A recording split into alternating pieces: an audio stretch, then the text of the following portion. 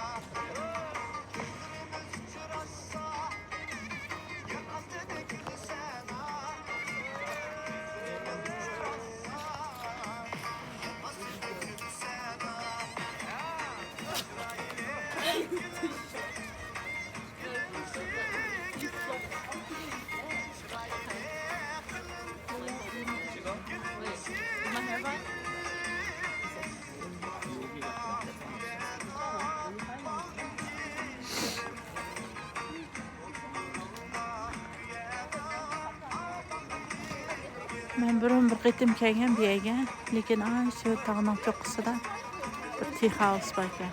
Bundan chiqmagan. Bu yerga chiqmoqchi.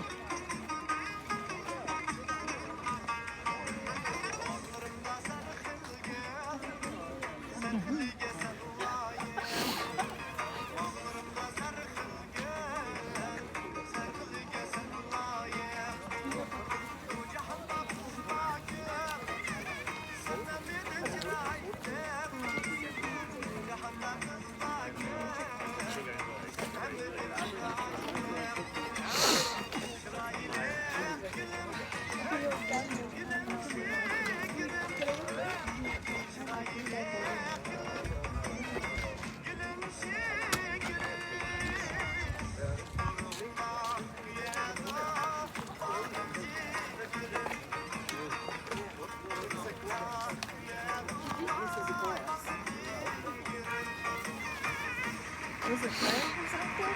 Yeah, okay, I think it's the people on trees. The wings? Did you get to us? Yeah, of course. Sorry.